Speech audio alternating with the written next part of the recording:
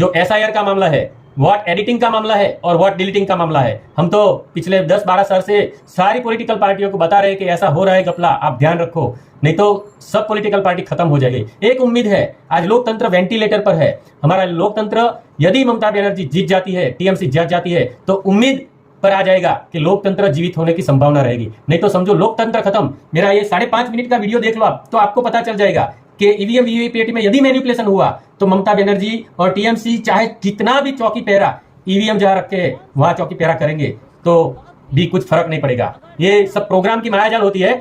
जैसे हम बता रहे थे लोकसभा के इलेक्शन के पहले, तो आप क्या उखाड़ पाओगे? भारतीय जनता पार्टी आपको 60-70 सीट पे लिमिट कर देगी। पिछले इलेक्शन में हमने देखा कि तेजस्वी यादव को कैसे खत्म कर दिया। राष्ट्रीय जनता दल है पूर्ण, उसका नामो निशान मिट गया। ऐसी थोड़ी कुछ सीटें आ गई है, तो ऐसा नहीं हो, ऐसी हम उम्मीद रखते हैं। और ये वीडियो पूरे देश में आज शेयर करें, वो भी हम अपेक्षा रखते हैं। के बाद जो भी चुनाव हुए उसमें बहुत सारी शक्तियां थी, तो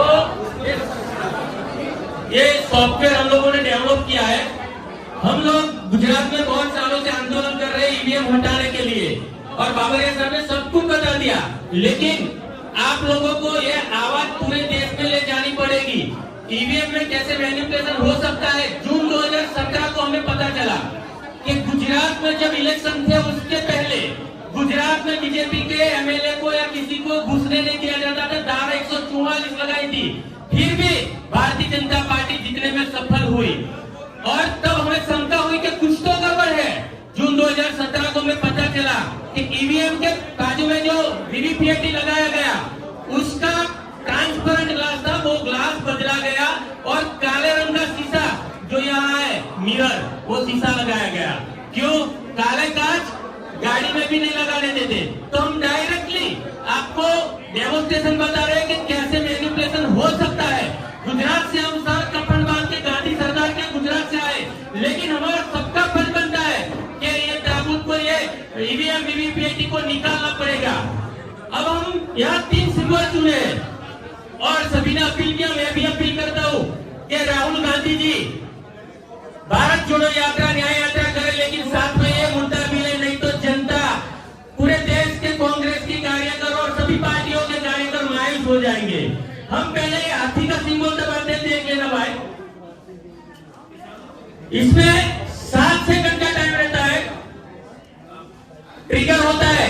इलेक्शन कमीशन का जो आदमी होता है उसके पास रहता है, और ट्रिगर दबाने के बाद कोई भी सिंबल हम दबाए, समझो पहले एलिफेंट दबाया, तो इसके अंदर पर्ची आएगी।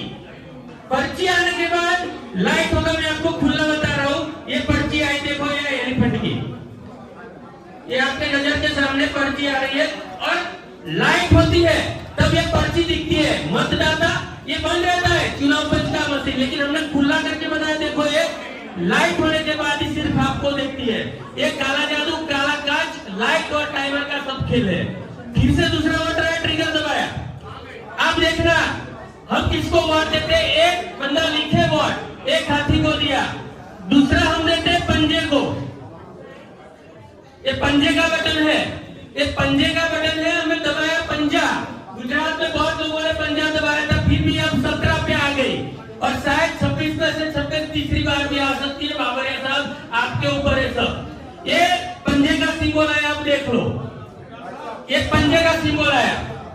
अभी कोई बंदा आएगा, कंटिन्यूटी रहती है, तो बोला मैं भी पंजे को वोट देता हूं, तो दूसरा पति पत्नी आता, भाई बहन आते, सभी कार्यकर्ता साथ में वोटिंग के लिए जाते हैं। फिर हम दूसरे पंजे को बटन दबाते, पंजा को वोट देते हैं। ये पंजे का बटन दबाया आपके सामने, इसमें कोई जादुई टोना नहीं है, ये सिर्फ सॉफ्टवेयर की मायाजाल है जो भारत के लाखों ईवीएम वीवीपैट में हम भी कर सकते हैं।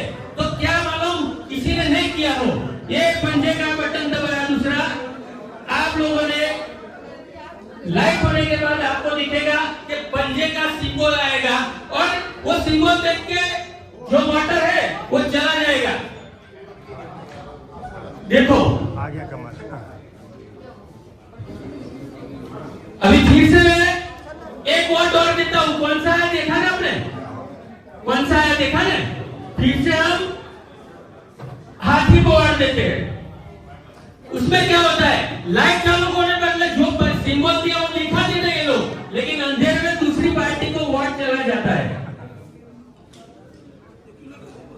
ये देख लो आप, ये आ रहा है, लाइट चालू हुई और हाथी दिखा, देखा ना आपको?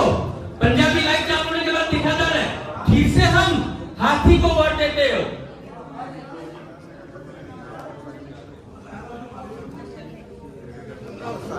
ये कंटिन्यूटी होती है, चाहे किसी की पार्टी को हमें जिताना है हम जिता सकते हैं। ये लाइट चालू हुआ, ये हाथी दिखा, दिखा ने सबको क्या नहीं देखा, देखा ने? अभी लाइट बंद होने के बाद ये जादू टोना नरेंद्र मोदी साहब का चालू हो जाता है और चुनाव पंच का चालू हो जाता है। देखो कमल को एक रिवॉर्ड दिया हमने, दिया नहीं दिया ने? अभी आपके नजर के सामने हम ये जादू टोना खुला करते हैं। देखो कमल को एक भी वोट नहीं दिया आपकी नजर के सामने, फिर भी कमल की पर्ची निकल गई 2।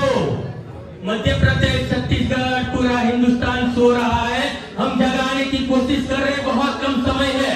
राहुल जी, तेजस्वी यादव या अखिलेश यादव ये नव भारत का नेतृत्व नहीं करेंगे, ईवीएम को हटाने के लिए नहीं आएंगे, तो ये आखिरी चुनाव है। हम गांधी सरदार के गुजरात से आपको अपील करना है, बाहू छोड़ते हम आपको, आप निकल पड़ो, डरो मत, लड़ो।